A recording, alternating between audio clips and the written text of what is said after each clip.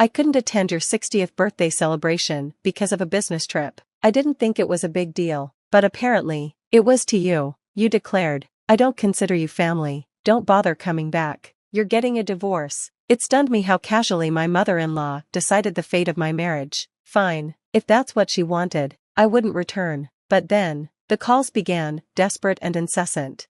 Please come back home, she pleaded. My name is Tracy. I'm a 30-year-old office worker, married to Joey for 3 years. Looking back, I'm amazed we've lasted this long. Joey and I met through work. He frequently visited my office on business. I admired his earnest dedication and found his friendly, proper greetings endearing. One evening, by chance, we bumped into each other at a bar while I was out with a coworker. Drinks led to exchanging numbers, then dates, and, within a year, a proposal. Our whirlwind romance felt like fate, and our wedding was a beautiful affair with friends and colleagues from both sides celebrating our union. The early days of marriage were blissful, but cracks appeared, mostly due to my mother-in-law. From the start, her behavior made me uneasy. She doted on Joey excessively, always boasting about him. Joey is exceptional, she'd say, top of his class in school, thriving at work, a son to be proud of. Joey, embarrassed, would laugh it off. Mom, stop it. But she wouldn't stop. She even recounted how he excelled in elementary school sprints. If it had been harmless parental pride, I wouldn't have minded. But her adoration for Joey came with a sharp edge, directed at me. Tracy, are you cooking nutritious meals for Joey? Send me photos of everything you make, she demanded soon after our wedding. Her intrusive request caught me off guard, but her persistence wore me down. Reluctantly, I started sending pictures of our meals. That's when the real trouble began. Not enough vegetables, she'd scold. Too little meat. The presentation is awful. There's no variety. I worked full-time and juggled long hours, but her relentless critiques left me feeling inadequate. Joey, however, never complained. He enjoyed my cooking and always cleaned his plate. Yet her words planted seeds of doubt, and I began obsessively improving our meals, even when utterly exhausted from work. Joey didn't know how to cook, so the responsibility fell entirely on me. Even if he tried, I'd have to send photos, and she'd still blame me for any perceived shortcomings. So I cooked, no matter how tired I was. The strain grew unbearable. One evening, after a grueling day, I received her usual call. Why haven't you sent today's photo? She barked. I just got home, I replied wearily. Just got home? That's unacceptable. This was my life, walking on eggshells, striving for her approval, all while trying to keep my marriage intact. My mother-in-law's latest phone tirade began like clockwork. How can you let Joey wait hungry until this late? What have you been doing? I was at work, I replied, exhausted from yet another overtime shift. Don't lie, you must have been out having fun, she accused, her voice dripping with disdain. I'm an office worker, you know, I said firmly, though I knew reasoning with her was futile. Oh, please, even if you say that, you're probably not given any significant work, she scoffed. Her contempt was rooted in my educational background. I'd graduated college, but not from a prestigious institution, and for that, she relentlessly looked down on me. A woman from such a third-rate college married my Joey, she'd muttered at our very first meeting. The memory still stung. Joey had only responded with a wry smile and offered no defense. That reaction had planted seeds of doubt. Did he agree with her? Was he ashamed of me too? As the years passed, I realized Joey was a textbook mama's boy. Her constant doting and pampering ensured he treasured her above all else. At first, we spent quality time together as newlyweds, but gradually, his priorities shifted to frequent visits to his parents' house, while I avoided tagging along when possible. Holiday visits like Easter and Christmas were non-negotiable. Every trip was an ordeal.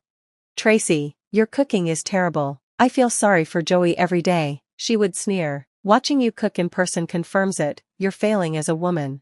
Cooking in her kitchen was a nightmare. She deliberately withheld basic instructions, sabotaging the process while berating me the entire time. Her attitude was clear. I wasn't just a daughter-in-law, I was an interloper, the enemy who'd stolen her precious son.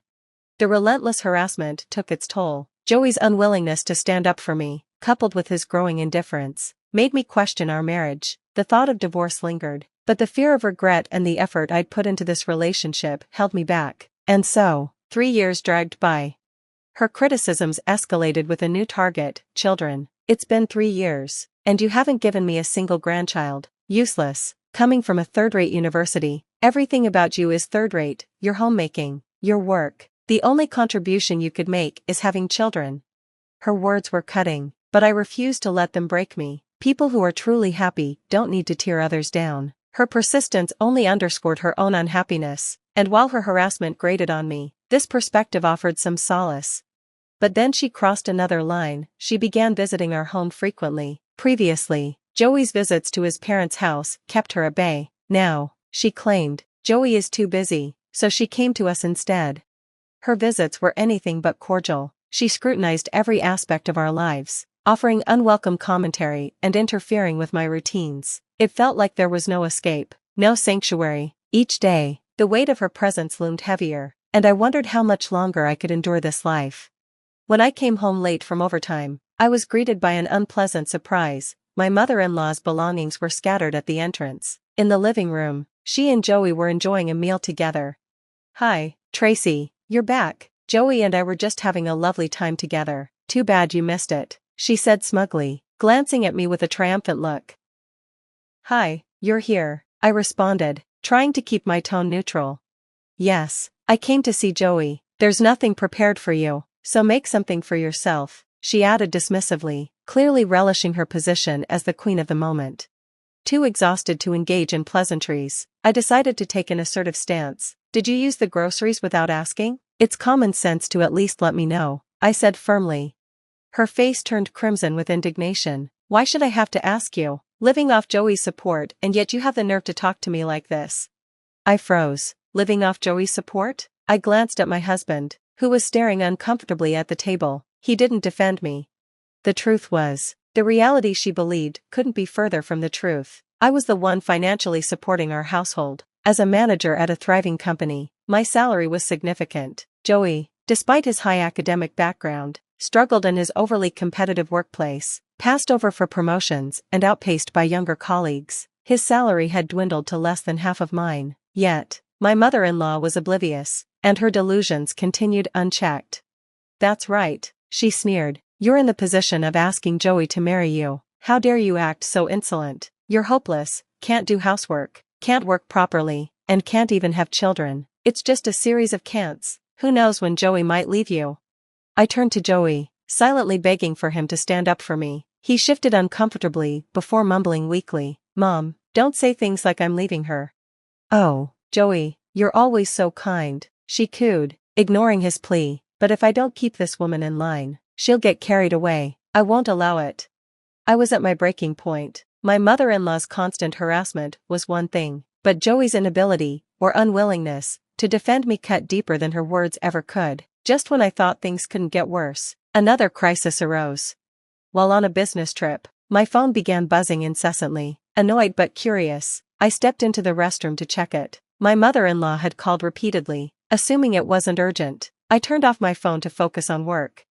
When I turned it back on after my meetings, the number of missed calls had multiplied. Concerned it might be serious, I reluctantly called her back. She answered on the first ring, shouting before I could say a word, "You're late. Answer the phone immediately, you fool." Her voice was so shrill I switched to speaker mode to save my ears. "What do you want?" I asked, my patience already threadbare. "We're having my 60th birthday celebration tomorrow, and you must attend." "What, your 60th birthday?" Regret washed over me for even calling her back. The relentless calls from my mother-in-law continued, and when I finally answered one, her tone was commanding. "I've invited all our relatives, so you must come. You'll be preparing the food and handling all the party preparations." I sighed deeply. "That's impossible." Her voice rose sharply. "What are you saying? You don't have the right to refuse." "I'm on a business trip right now," I explained, trying to stay calm. "Business trip? Don't lie, you're probably just on vacation. Hurry back," she barked.